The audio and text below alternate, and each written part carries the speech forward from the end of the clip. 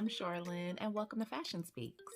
Today, we're talking about New York Fashion Week. I'm so excited for New York Fashion Week. You guys have no idea. The official start of New York Fashion Week is September 8th. However, there are some designers that will be showing the day before as like a little kickoff to the whole event. But the last day for New York Fashion Week will be September 12th. Also, another thing that excites me a lot is that they are going to be doing the 2021 Met Gala on September 13th. I'm so excited that they decided to do this. I thought that we were going to miss out on the Met Gala again this year, but they just postponed it and they're doing it at the end of Fashion Week. It's like a big grand finale for fashion. When I was thinking about how excited I was for Fashion Week, I was kind of wondering how it all got started, and so I wanted to kind of just talk about a little bit about the histories and what to expect this year at Fashion Week. But first, let me show you what I'm wearing. So I love a graphic tee. One day I'm gonna have to do a video where I show different ways to style them, but they're just my absolute fave. So today I have a shirt that says "Just Be Nice," and I got this shirt from Boohoo. Also, this is what I'm drinking out of, and I can't remember if I've ever drank out of this before. One of my best friends, Keisha, got me this for my birthday last year. I had a Golden Girls birthday party. Growing up, we were always like talking about how we could never find our name on things, so we love getting personalized things with our name on it. Picture it, Sicily 1922. Also, my lip gloss of the day. This is the lip gloss I usually use for everything. Of course, I'm talking about the Fenty Beauty Gloss Bomb, and I mean, it's my fave. It's my go-to. I love a lip gloss. Even when, even on days like this when I'm not wearing any makeup at all, just putting this on just makes me feel like I did something. So yeah, this is one of my favorite lip glosses of the moment.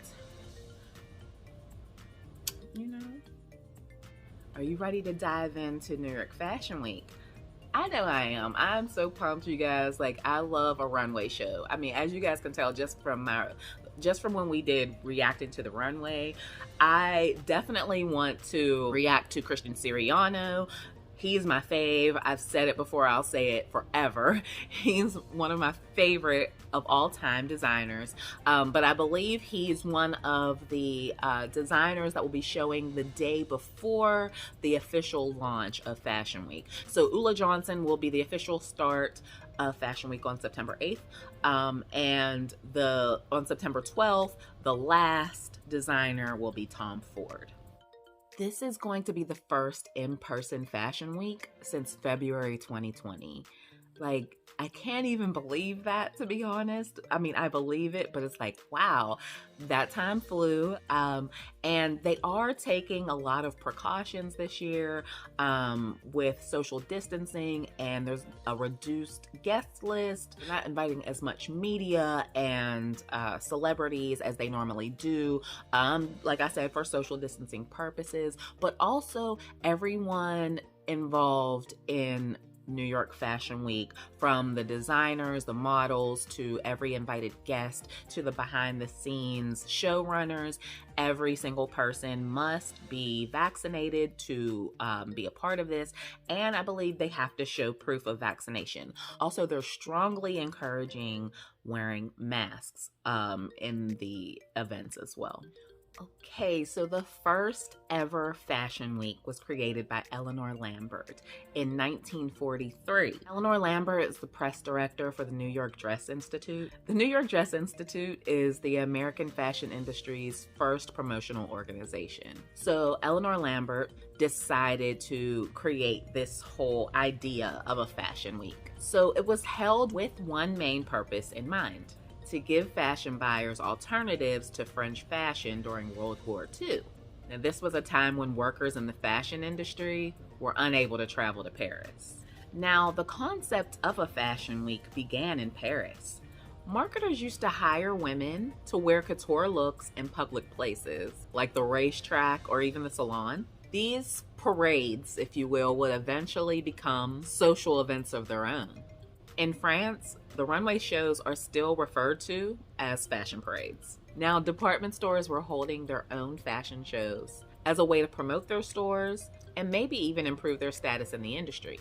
Now, these shows were much more theatrical than today's typical runway show. It would be based on one specific theme and also adding a narrative commentary. Now, I feel like as fashion weeks have evolved and progressed, and especially in this digital age, I feel like we've gotten back to more theatrical runway shows for certain designers, especially like Jeremy Scott for Machino. That's the first one that comes to mind that I know it's going to be a show. It's not just the runway. Also, Rihanna, Savage Fenty, speaking of my lip gloss from earlier, her runway shows are epic. They are always shown on Amazon Prime, and it's just, and she, who is also very inclusive for size and, race and gender, those fashion shows are everything, and it's a big production. There's something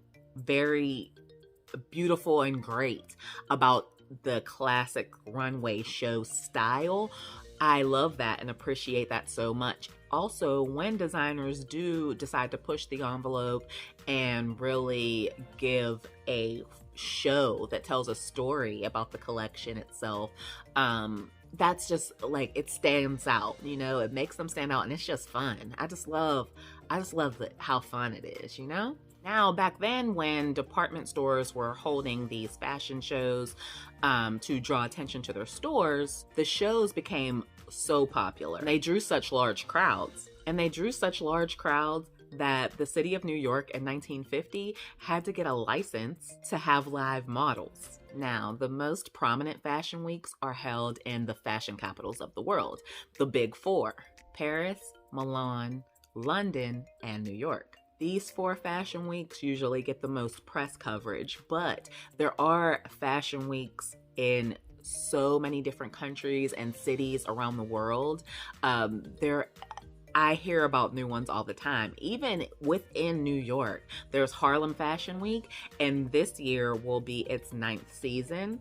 And I believe they're going to have a Black Lives Matter exhibition, and they have a lot of fun things in store for their Harlem Fashion Week this year. But it just goes to show you, all these different cities and countries all around the world have their own take on Fashion Week, and it doesn't have to be one of the Big Four to just really push the trends in fashion and really make a big statement. Now, in New York City, up until 1994, the shows were held in hotels or lofts even. Now, from 1994 to 2009, they were held in a tent in Bryant Park. Now, then after that, they moved to Lincoln Center, that from 2010 to 2015. After this, they moved to an event center in Soho, Clarkson Square. Today, New York Fashion Week's official home is Spring Studios. Now, some designers and brands, however, are showing at different locations around the city and keeping it a secret until you just find out the day of.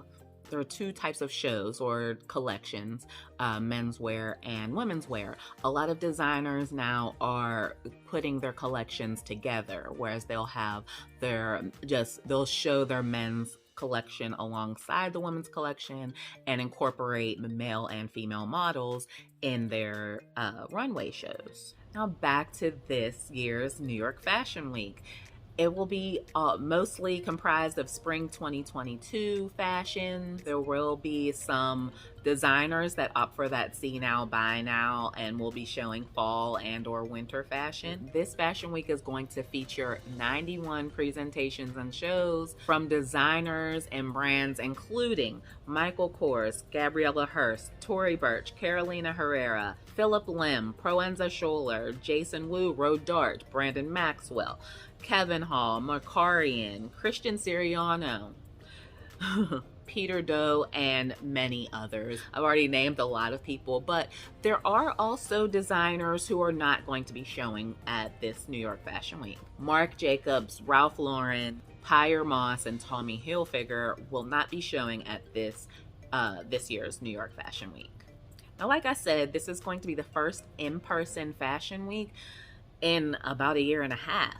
Now, some shows will still be digital only, and most will be live streamed on nyfw.com or the brand's social media platforms. Like us regular folks don't have to miss out on these fashion shows. A lot of designers, even pre-pandemic, would post on their social media platforms when they're going to go live for a fashion show, and you could watch it live with everyone that was there, right? It was already an exclusive guest list, and they have to cut that down even more for social distancing. So it's like the regular people like us, we're like, okay, we can see these shows as in real time as they're happening, and that's very exciting for us. What I am doing, and what you should do if you want to see some of these shows live, is follow New York Fashion Week on Twitter, on Instagram, and put the notifications on. Also, if there are specific designers that you want to see, just them specifically, like for instance, Christian Siriano, Rodart. I'm very excited for Jeremy Scott's line. So what you should do is go follow them on Twitter and put on the notifications. Instagram maybe as well, but I find that Twitter and YouTube are the best for this because the live aspect is easier to show on both of those platforms. Now, they can go Instagram live as well. When I have my notifications on for Twitter, I'll get notifications all throughout the year about certain designers that I'm really interested in, and I don't even know that a fashion show is coming up, and then I'll get a notification that they went live and it's their fashion show. So that's my recommendation. If you're interested in seeing any of these shows, follow them on Twitter and YouTube and put on the notifications, and when they go live, you'll be able to see it live with them and everyone else that's there. It's like you're invited too. Or at the very least, if you aren't able to see it live, they will post it on their YouTube channels, on their Twitter. Usually it'll still be up. But like that's why going to their YouTube channels is a perfect tool to use, because even if you don't catch it live, it'll still be there. So you can go back and look at it at any time. So I believe that's how I'm going to be watching as many shows as I can as on YouTube. But I'm going to have my notifications on everywhere because I want to be notified, okay? I want to know when this is happening. I want to be there with everyone else. So with New York Fashion Week, I talked about how Harlem Fashion Week is going to be doing its 9th season this year, a Femme Forward award ceremony, and a fashion show. This will be fun. Like I said, there's going to be an exhibit for Black Lives Matter. Also making their New York Fashion Week debut, Revolve. Revolve is an online retailer. They're based in Los Angeles, and this will be their first showing at New York Fashion Week. Now, what they're calling this is Revolve Gallery. The initiative is an innovative multi-room fashion experience held at 20 Hudson Yards that features real-time shopping from brands carried on Revolve, which will each have their own designated room.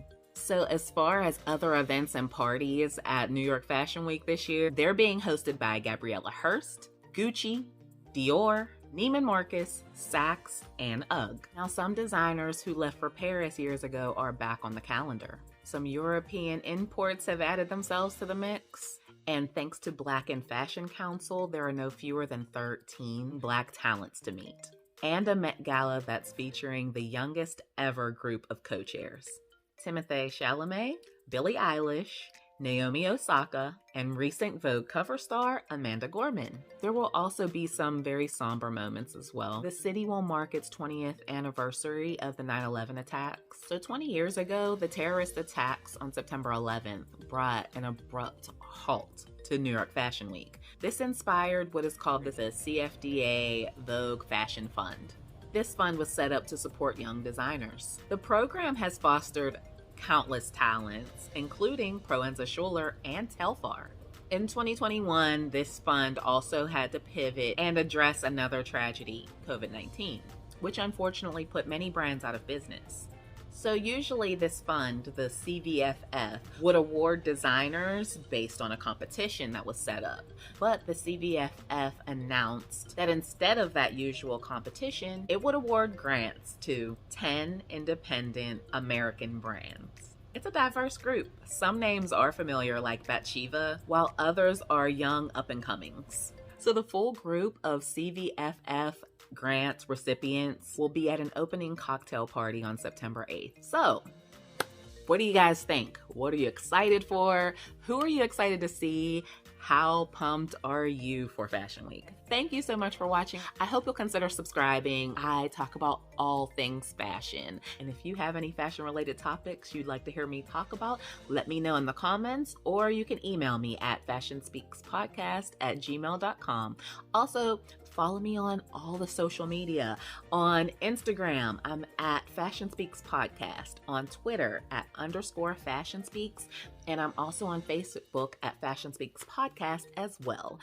Like this video, it really helps the show out a lot. And subscribe to the channel, hit the notification bell. You'll be notified every time I post.